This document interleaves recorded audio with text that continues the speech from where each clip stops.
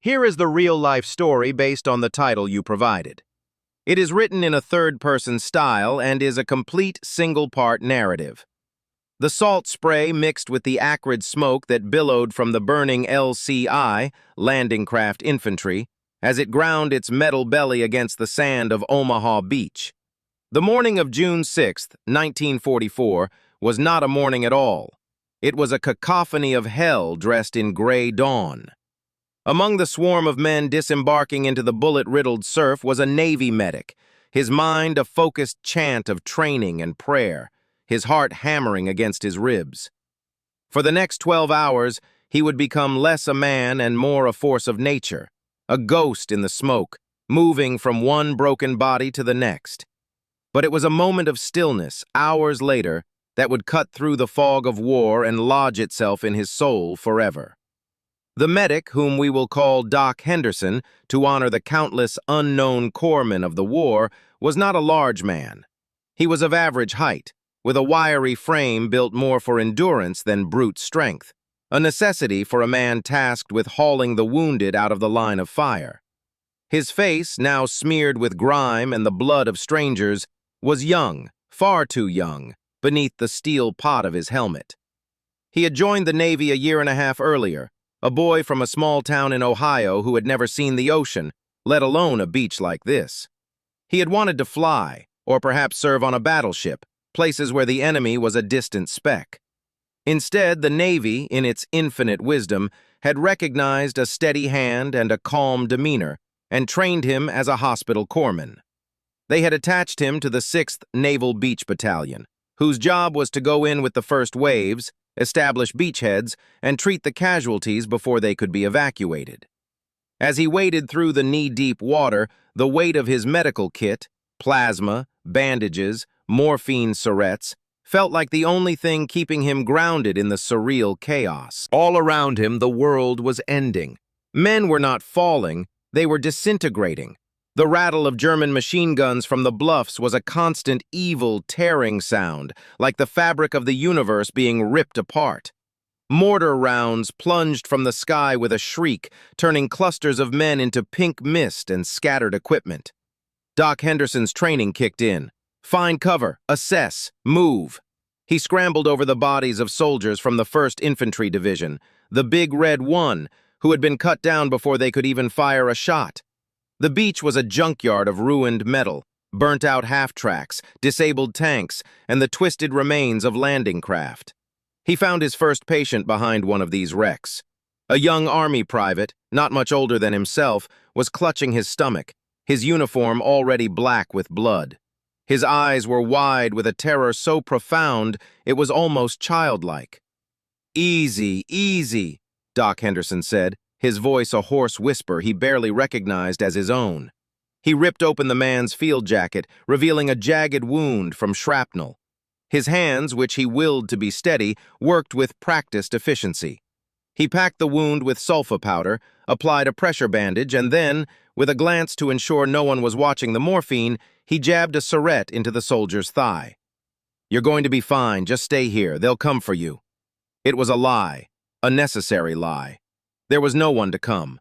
For now, there was only him. He moved on, crawling, sprinting, and ducking in a maddening, endless rhythm. The beach was a sprawling, chaotic emergency room with no walls and a ceiling of flying lead.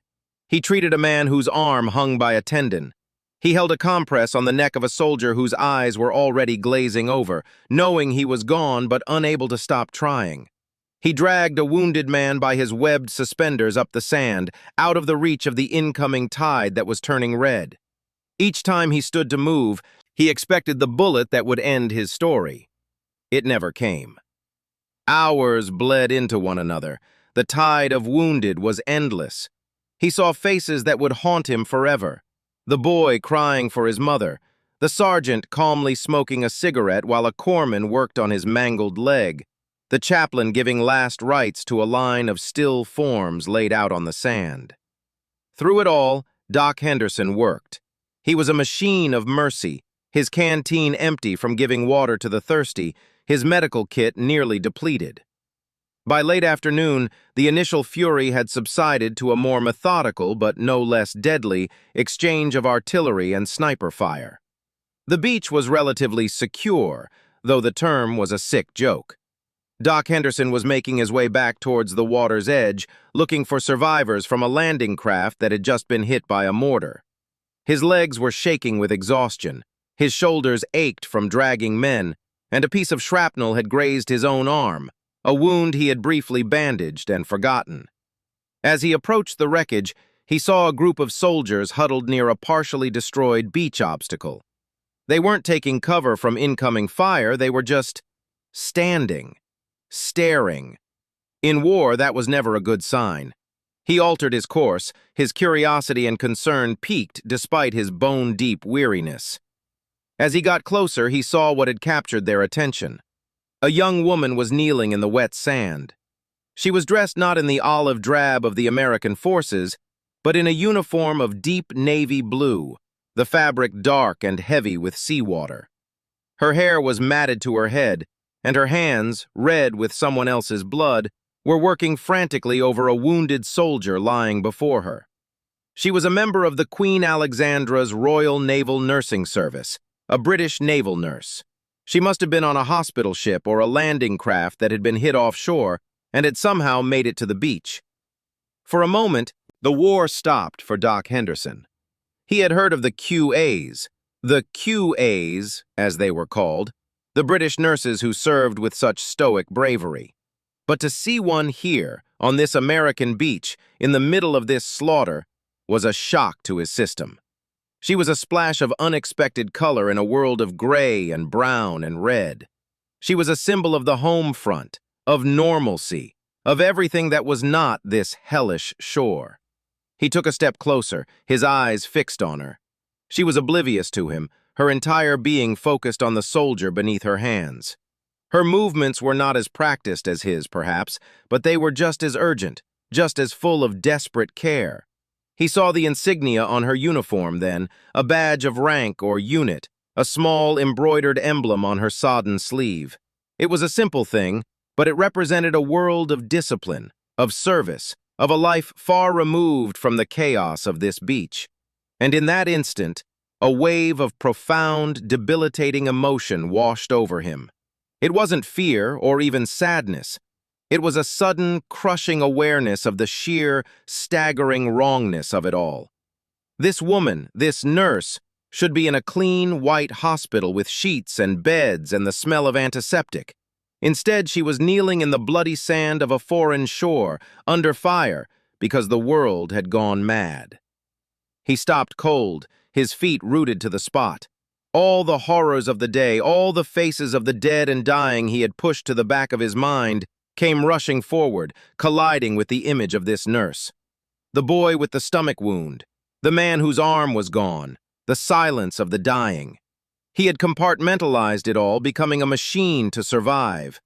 But the sight of her, a figure of such incongruous compassion in this place of death, shattered that fragile defense. He saw in her his own mother, his sister, every woman he had ever known who represented a peaceful, orderly world.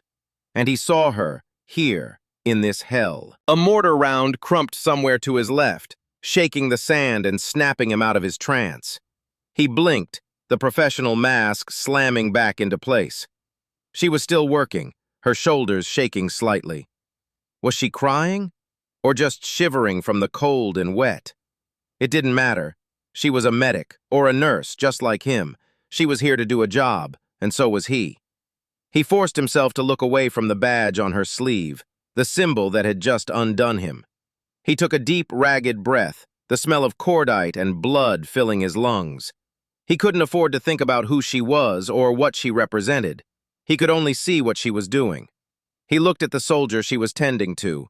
He was bleeding from a head wound, a bad one. She was doing her best, but she didn't have the supplies or perhaps the training to handle a cranial injury. His moment of paralyzing recognition was over. It was replaced by a different kind of recognition. A recognition of a fellow soul in the same hell, fighting the same fight. He walked the final few feet towards her, his boots squelching in the wet sand. She looked up as his shadow fell over her. Her eyes were a startling blue, wide with fear and exhaustion, but they held a core of steel he recognized instantly. It was the same look he saw in the mirror every time he caught his reflection in a pool of water. Without a word, he knelt down beside her. He pulled out the last of his bandages, a fresh pack he had been saving for a dire emergency. This was dire. He gestured for her to move her hands, and she did, trusting him instantly. He began to work, his steady, trained hands taking over. She watched, then began to assist, holding the soldier's head steady, handing him a compress when he asked. They worked in silence for the next 10 minutes, the only sounds the distant rumble of guns and the ragged breathing of the man between them. They were not an American and a Briton. They were not a man and a woman. They were simply two people, bound by a shared purpose, fighting against death. When the wound was dressed and the soldier's breathing seemed to steady, Doc Henderson finally looked at her. He gave her a single, tired nod. She returned it, her eyes glistening. He then stood up, his knees popping. He didn't say goodbye. He didn't ask her name. He didn't look at the badge again.